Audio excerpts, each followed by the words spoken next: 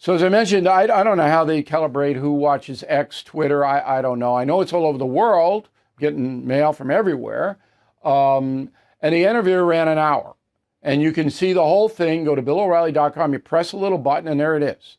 So we got about 10 minutes of it for you. Roll it. It's debate night, but we're not at the Reagan Library. We are undisclosed with Mr. Bill O'Reilly. Against my will. So you got canned exactly 6 years before I did, almost to the day, from Fox. How's your life? Well, first of all, what was that like, and how's your life been since? Well, I don't see it as getting canned. I got furloughed. I like that word. It's furloughed. See, I've been in this business almost 50 years, and I've worked for CBS, ABC, King World, Inside Edition, and now Fox. And then I did all the local stuff. I worked local. So I understood what most television news people don't, that you are expendable. Yeah. I'm sorry to Sylvester Stallone, but you're expendable, okay? And so when bad things happen, I kind of expect that, even though I was the ratings leader and all that. Once the boss at Fox News, Roger Ailes, left the operation, everything changed. And when everything changes, then anything could happen. But here's what people don't understand about television news. It's like professional football, the NFL. If you are a talent, both Carlson and I are a talent. That's what they call us, because we're on television. You have to beat the shows that are up against you. Right? So when I was at Inside Edition, I had to beat Wheel of Fortune or whoever I was competing against, okay? Or at least come close. You have to beat the other team. And if you do beat them, like you did and I did, then you're rewarded with money. Not love, not loyalty, money. At the time, they were trying to buy Sky News. And the Sky operation runs all the soccer in Europe. Huge money making. Oh, yeah. All right. News Corp trying to buy them. The British regulators were giving them an awful hard time for a number of reasons. And in my mind, I thought that might have something to do with it. But I have to tell you this honestly, I didn't care. I had been there for 20 years. I was time for a change.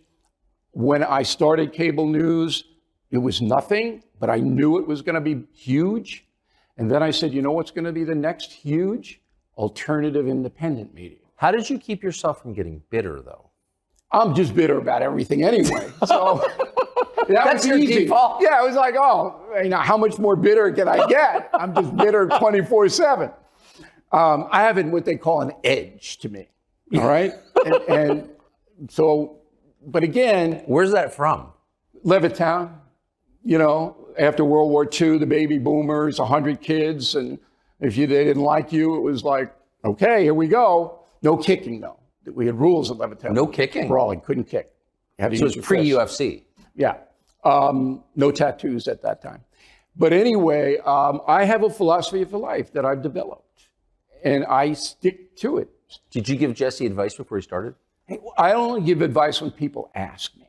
Yeah. So you yourself have never asked me for advice. But that's totally false. Did I give you some advice? Slept to your no, that is totally when I took over Greta Van Susteren, I waited in the ante room of your office. Yes, I did. It was in fact, Ailes told me, go kiss O'Reilly's ass. And that's the first thing I did. A man never stands so tall as when he stoops to kiss an ass. What did I tell you? You said it's a very treacherous business. Mind your own business. Just stay in your own lane. Do your thing. Okay. I thought that was good advice. Yes, right? It was. Okay. I'm sorry, but I'm old now, so I forget things. Right. What's your name again? How did you come up with, in the 13th in the series, witches? I'm a former high school teacher, history teacher. And the way that I entertained the urchins in Opelika, Florida, a slum of Miami, was I told them stories about the people that we were talking about. I wasn't like Mr. Hand in Fast Times at Ridgemont High. Okay? Nobody would order pizza in my class. But I would tell them stories, personal stories, and make these people come alive. So that's what I did in the Killing series. So the story is beyond fascinating. And real. And it led to the way we live today in America, as far as our religious freedom is concerned. And that's the center of the book. The first part of the book is how they crossed, they got here, and the witches went out of control. And then a young boy in Boston, Benjamin Franklin, gets onto this witches thing. And he visits the top witch hunter, Cotton Mather. Visits him, goes to his house in Boston. Has this long conversation, which we tell you about. Franklin never forgot the brutality of what the clerics did in Salem and brought it to Philadelphia. So demonic possession is real. To the Jesuits and the Catholic Church, it is. What do you think? I think there's an act of evil. You know, I think it probably runs the television industry in America right now. Without question. Without question. You know, so it's not fair to ask me and you about demonic possession because we've just seen too much. But I'm a Roman Catholic, and yes. I believe there is an act of evil. And what we uncovered in Killing the Witches, as far as now, I mean, I got to tell you, when I'm reading these diaries written by the Jesuit priests who worked on this boy to try to get him, you know, somewhat under control, because he was bleeding and screaming and talking in languages and they recorded it. They recorded the Aramaic. He's a 13-year-old boy in Maryland. He's speaking Aramaic. I mean, it's so... And yes. They didn't teach Aramaic in Bethesda. No, I don't think there's a... Although the Terrapins, University of Maryland, they may have an elective. We have witch hunters in America now. They're just different kind of witch hunts. We have cancel culture. The accusation, you're guilty. You know who they are. Of course. And I mean, that's just... Driven by young people. That's malignant. That's evil. We're in the age of disorder now. America has entered the age of disorder. And it's because of the progressive movement. President Biden, in my opinion, is diminished mentally. Yes. Doesn't know what he's really doing from day to day. And you can see that in his public statement. Pretty evident. Yeah. Right. The progressives like that because the people who control him inside the White House can tell him anything and he'll do it. Who are they, by the way? Well, Klain and Rice were the two in the beginning. And then their assistants have taken over.